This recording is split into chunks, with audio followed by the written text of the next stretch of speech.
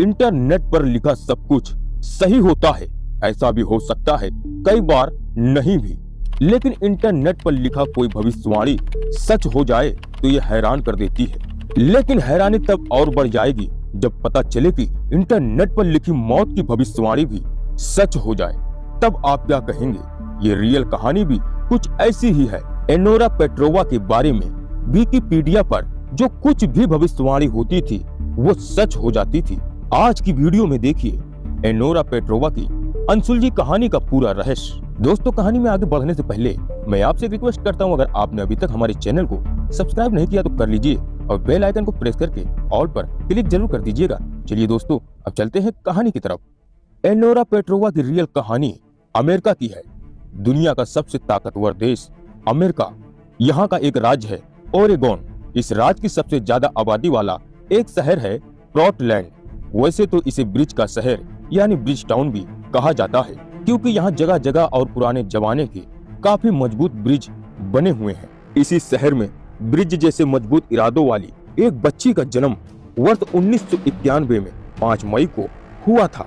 माँ Nancy Petrova और पिता मिखाइल पेट्रोवा, इन्होंने अपनी बच्ची का नाम एनोरा पेट्रोवा रखा था। प्यार से वो इसे एनी बुलाते थे। बचपन से एनी को आइस स्केटिंग का जुनून था और ये जुनून उसकी उम्र से कई गुना ज्यादा था, जिस वजह से कम उम्र में ही वो इस खेल में बादशाहत हासिल कर ली थी। जिस टूर्नामेंट में हिस्सा लिया उसकी विजेता बन जाती थी।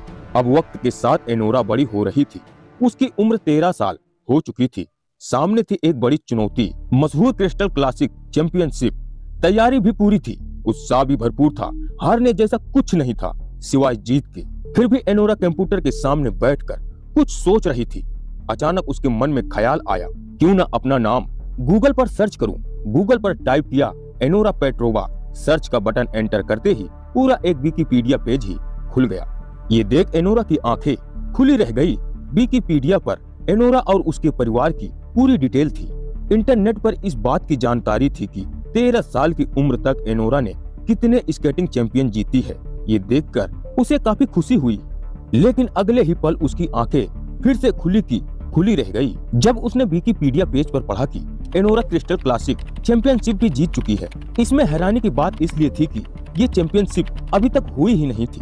जब वो इंटरनेट पर ये सब देख रही थी, उसके अगले दिन ये चैंपियनशिप होने वाली थी। यानी जो चैंपियनशिप हुई ही नहीं, उसके विजेता उसे पहले ही घोषित कर दिया गया।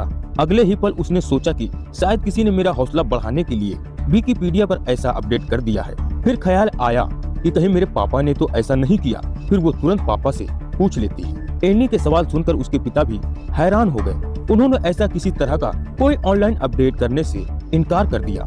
फिर एनी ने कई बार पूछा, लेकिन हर बार एनी के पिता मिखाइल पेट्रोवा ने मना किया। खैर, एनी भी उनकी बात मान लेती है और मन ही मन खुश भी हुई कि कोई उसका प्रशंसक ही ऐसा कर रहा होगा। ये सोचकर वो अगले दिन होने वाली चैंपियनशिप की तैयारी में जुट गई। अगले दिन वो चैंपियनशिप जीत गई। ये काफी प्रतिष्ठित चैंपियनशिप थी, इसलिए जीत से उसका हौसला 7वें आसमान पर पहुंच गया था। परिवार में खुशी का माहौल था। यही वजह थी कि पिता ने बेस्ट स्केटिंग कोच सर्जेई को एनी को ट्रेनिंग देने के लिए हायर कर लिया। अब एनोरा पहले से बेहतर कोचिंग लेकर आइस स्केटिंग में आगे बढ़ रही थी। अब उसकी निगाह ओलंपिक पर थी। आइस स्केटिंग में वो पूरी दुनिया में बादशाहत बनाने की सोच रही थी। लेकिन कई बार उसके कदम विकिपीडिया पेज पर जाकर रुक जाते थे। वो फिर से विकिपीडिया पर चेक करती थी कि आखिर उसके बारे में क्या नया अपडेट हुआ है। वो चाहती थी कि विकिपीडिया पेज पर अगर उसे ओलंपिक विजेता लिख दिया जाए तो यकीनन वो भविष्यवाणी भी सच साबित हो जाएगी। इसी का वो इंतजार करती थी। लेकिन जब ऐसा नहीं हुआ तो उसने खुद ही अपना विकिपीडिया अकाउंट बना लिया। इस अकाउंट से लॉगिन कर वो एनोरा पेट्रोवा के विकिपीडिया पेज पर ओलंपिक विजेता की डिटेल अपडेट करने लगी। लेकिन ये डिटेल कभी अपडेट नहीं हो सकी, यानी विकिपीडिया पर ये जानकारी पब्लिश नहीं हुई। इससे एनोरा निराश होने लगी थी। इस निराश की वजह वो अपने दोस्त और आइस स्केटिंग की सबसे करीबी कंपटीटर खिलाड़ी ब्री को मानती थी। स्केटिंग में हमेशा ब्री और एनोरा में रोमांचक मुकाबले होते थे। एक बार एनोरा की वजह से ब्री को काफी चोट लग गई थी, जिसके बाद कंपटीशन से एनोरा को बाहर निकाल दिया गया था। इसके साथ ही एनोरा के कोच यानी सर्जेई को भी बैन कर दिया गया था। ये देखकर एनोरा को ये लगने लगा था कि कहीं ब्री ही विकिपीडिया पर ओलंपिक विनर को अपडेट होने से तो नहीं रोक रही है। इन्हीं बातों में उलझी हुई थी तभी उसने विकिपीडिया पर एक अपडेट देखा। उसमें लिखा था, एनोरा पेट्रोवा एक अनाथ है जिसके माता पिता की एक भयानक दुर्घटना में मौत हो गई। विकिपीडिया पर यह अपडेट पढ़कर वो चौंक गई। ऐसा दावा किया जाता है कि एनोरा ने तुरंत अपने माता पिता को कॉल किया, लेकिन उसकी कोई बात नहीं हो सकी। ऐसा कहा जाता है कि उसने 100 बार से ज्यादा कॉल की थी, लेकिन कोई बात नहीं हुई। इसके कुछ दिन बाद पता चला कि वाकई उसके माता पिता की सड़क हादसे में मौत हो गई थी। यानी इंटरनेट पर मौत की भविष्यवाणी सच साबित हुई। ये जानकर कोई भी सदमे में जा सकता है। एनी के साथ भी ऐसा ही हुआ। वो डिप्रेशन में चली गई। उसे तुरंत किसी हॉस्पिटल में भर्ती कराया जाता है। वहाँ उसकी काउंसलिंग होती है। मजबूत इरादों वाली एनोरा एक बार फिर से अपनी जिंदगी की मुश्किलों से जंग जीतने लगती है और फिर धीरे धीरे नॉर्मल लाइफ में लौट आती है। वो फिर से उठती है और स्केटिंग प्रैक्टिस शुरू करती है। उम्मीद फिर से चैंपियन बनने की जगती है, इसलिए वो पीछे मुड़कर फिर से नहीं देखना चाहती। वो नहीं चाहती थी कि फिर से अपना नाम गूगल पर सर्च करूं। इस तरह एक लंबा वक्त गुजर जाता है, लेकिन मन में हमेशा ये रहता था कि आखिर वो कौन है जो विकिपीडिया पर ये अपडेट करता है, कौन है जिसे मेरे भविष्य के बारे में ऐसी सटीक जानकारी है, वो कौन है जो हमारी जिंदगी में परछाई की तरह है। इसी जद्दोजहद में एनोरा विकिपीडिया ऑफिशियल से भी संपर्क करती है। एनोरा पेट्रोवा पेज को अपडेट करने वाले की डिटेल मांगती है, लेकिन कोई जानकारी नहीं मिलती है। इन्हीं उलझनों के बीच एक दिन ऐसा आता है जब वो फिर से गूगल पर अपना नाम सर्च करती है।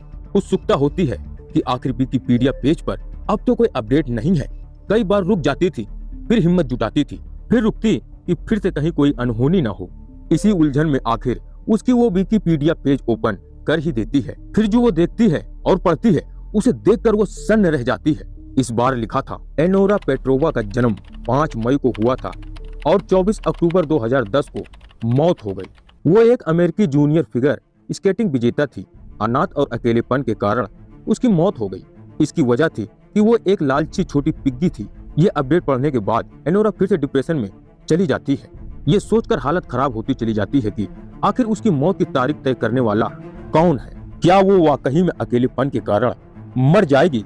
ये सोचते हुए वो कंप्यूटर के सामने से हटती नहीं है। शक की वजह से अपने फ्रेंड ब्री को ईमेल भी टाइप करती है, लेकिन उलझन में उसे भेज नहीं पाती है। आखिरकार कई दिनों तक वो घर से बाहर नहीं निकली थी। इस पर पड़ोसी पुलिस को सूचना देते हैं। पुलिस घर में दाखिल होती है तो वहाँ का नजारा देख हैरान हो जाती है। कंप्यूटर के सामने ही एनोरा पेट्रोवा वाकई में मृत थी। कंप्यूटर स्क्रीन पर एक ईमेल ड्रॉप किया था। उसे ब्री को भेजा जाना था, लेकिन सेंड नहीं किया था। ये सब कुछ देखकर वाकई लगता है कि एनोरा पेट्रोवा की जिंदगी की रिमोट किसी और के हाथ में थी। वो तो बस उसके इशारों का इंतजार करती थी। एनोरा पेट्रोवा, इसे गूगल पर सर्च करते ही आपको तमाम रहस्य वाली जानकारी मिलेगी। इस सेक्टर के साथ क्या वाकई में ऐसी घटना हुई थी? इसे लेकर तमाम दावे किए गए हैं, लेकिन रहस्य आज तक बरकरार है। ये भी दावा किया जाता है कि एनोरा पेट्रोवा के साथ ये घटना हुई थी, लेकिन विकिपीडिया पर ऐसी कोई जानकारी होने की पुष्टि नहीं मिली है। ऐसे में हो सकता है कि एनोरा किसी मानसिक विकास से पीड़ित हो, या फिर कहीं ऐसा तो नहीं कि ओलंपिक में जीत हासिल करने को लेकर वो इतनी चिंतित हो गई कि कल्पनाओं में जीने लगी थी, या फिर उसके साथ कुछ ऐसा अप्राकृतिक घटनाएं हो रही थी जिसे दूसरा कोई समान आंखों से नहीं देख सकता था। इस तरह के तमाम दावे एनोरा पेट्रोवा की जिंदगी को लेकर किए जाते हैं, लेकिन आखिर क्या सच है और क्या झूठ, इस बात की कहीं कोई पुष्टि नहीं हो सकी है। इसलिए इसे दुनिया की सबसे खास क्राइम मिस्ट्री में से एक माना जाता है। तो मेरे प्यारे दोस्तों, कैसी लगी आज की हमारी यह वीडियो? अगर अच्छी लगी तो वीडियो को लाइक कर दीजिए। अगर आपने अभी तक हमारे चैनल को सब्सक्राइब नहीं किया तो प्लीज सब्सक्राइब कर लीजिए। मैं फिर मिलता हूँ आप सभी से फिर एक नई वीडियो के साथ। तब तक के लिए जय हिंद।